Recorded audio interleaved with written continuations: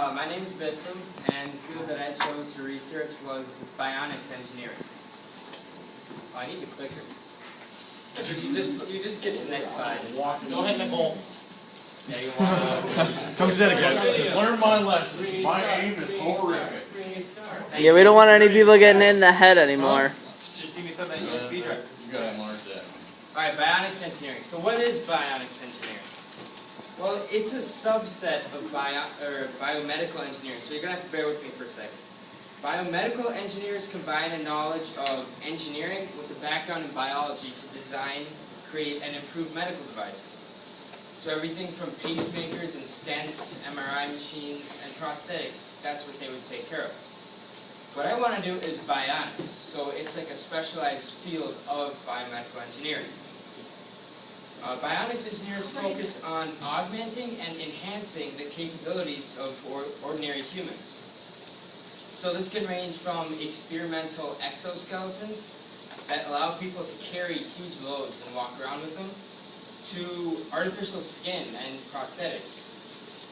There is a huge potential for future jobs in this field, because for as long as humans have existed, there's been a need for prosthetics in case of accidents or serious injuries. That's not something that's really going to go away in the future. It's going to stay with us. And although we do have prosthetics right now, there are some problems with them. For example, they aren't perfect by any means. They cost thousands of dollars, often weigh much more than a normal arm, and are bad of sending feelings of touch to the user, tactile senses. There are numerous private companies that are conducting research into building better prosthetics. The government often sponsors these companies and will allow thousands of dollars worth of grants and scholarships. So the government has also been interested in exosuits, exoskeletons that allow, for example, a soldier to carry a lot more equipment into battle. They've also thought about getting this technology to firefighters so that they can carry more equipment, they can navigate debris more easily. So the starting salary for a bionics engineer can be anywhere from $60,000 to $80,000 depending on who you work for and what you choose to specialize in, prosthetics, robotics, etc. Now, because bionics engineering is still fairly new, up and coming, I wasn't able to get a job placement rate, but one thing's for sure.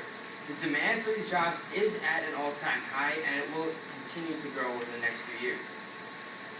I personally have always been fascinated with prosthetics research, so that was an area of bionics engineering that I wanted to know a little bit more about. As a result, for my interview, I spoke with a prosthetics technician that's currently working at Northwestern University. So right now she's working on developing a prototype for a new type of prosthetics that uses vacuum molding to attach itself to your shoulder, your arm, or your leg.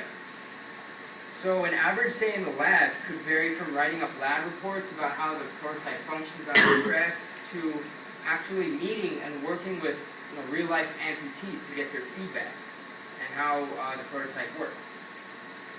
So when I asked her what skills would be needed, in this job, she said that you really have to be able to talk to people.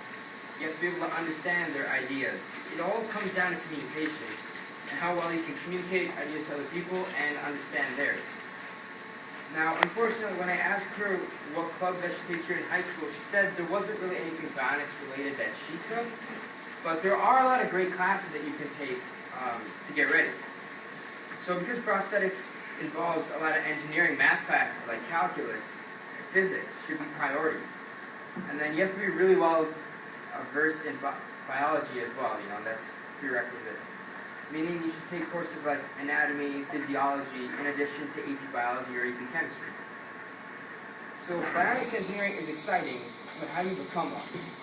Well, to be a bionics engineer, you have to major in biomedical engineering, because right now, there is no specific bionics engineering major.